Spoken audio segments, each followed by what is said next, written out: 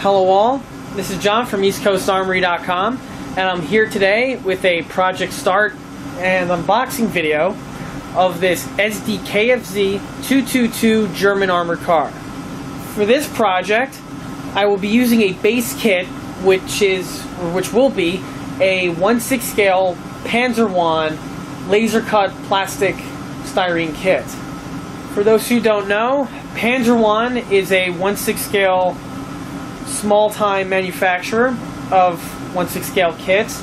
His kits comprise of mostly laser-cut flat pieces of styrene, which you would cut off and then glue them together to form your basic hull, upon which you would detail and further progress it.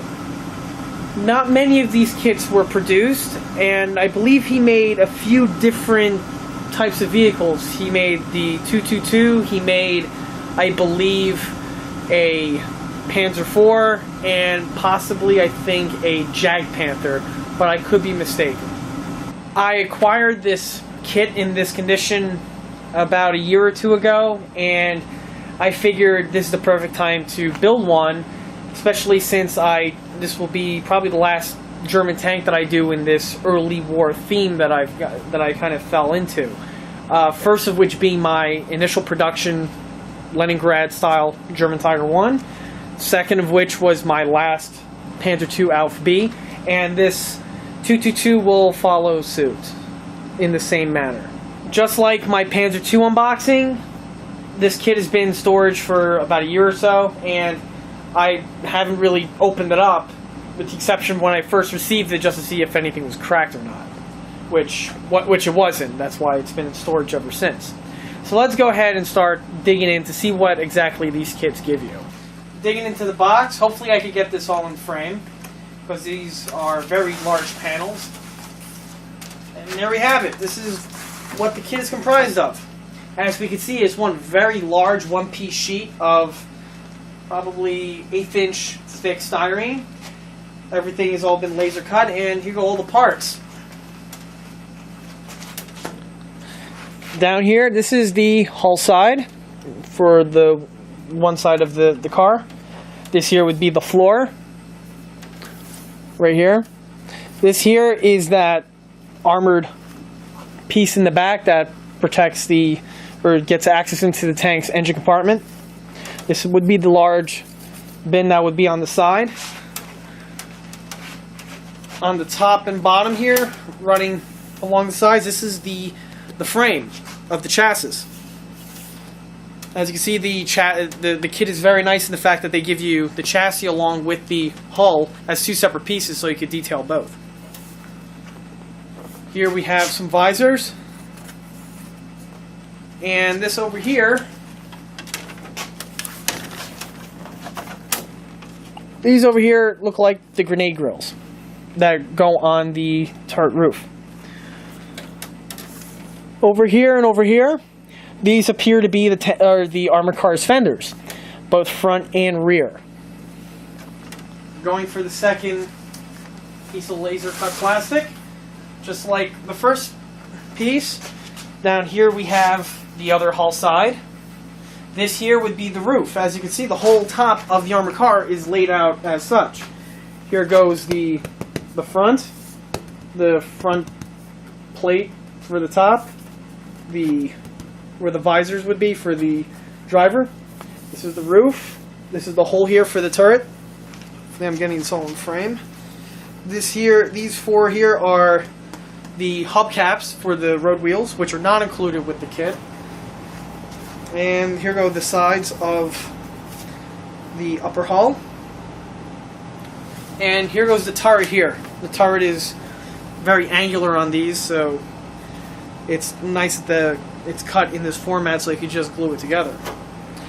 As I mentioned before, this is the turret ring, and these are the small tow hooks that are mounted to the lower hull.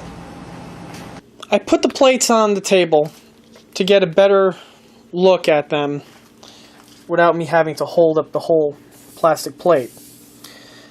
As we can see how the laser etched all the parts.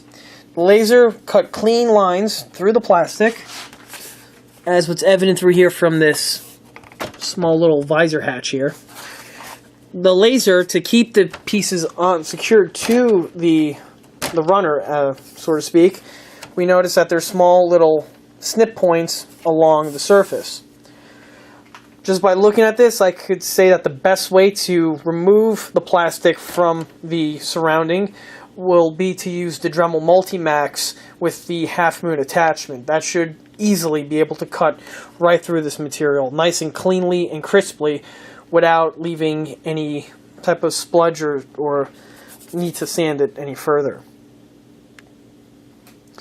The supply details, again, are like most kits, are very basic, and replacements will be found from a multitude of aftermarket part manufacturers.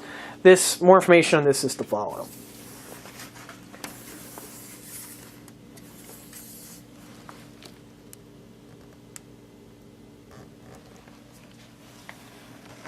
This here is the second panel.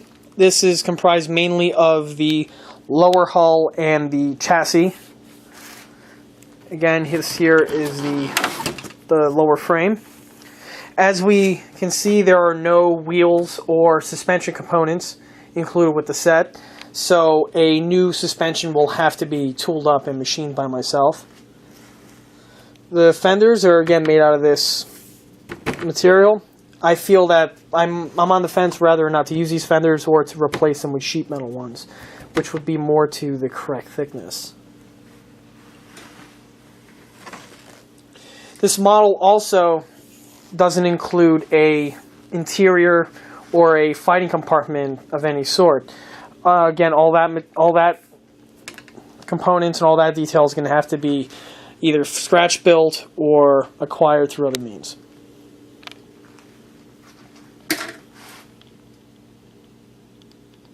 After digging further into the box, I see that this model does not have any assembly instructions whatsoever. Now, I can't say if that is normal on these kits because I did receive this kit secondhand.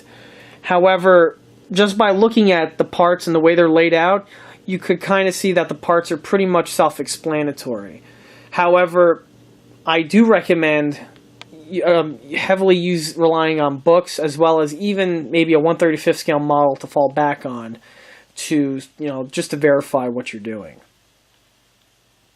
And that concludes this project start and unboxing video for this 1/6 scale German 222 armored car. Stay tuned for more build progress and more updates. And don't forget to check out eastcoastarmory.com for more 1/6 scale tank builds and more 1/6 scale detail components. Thank you.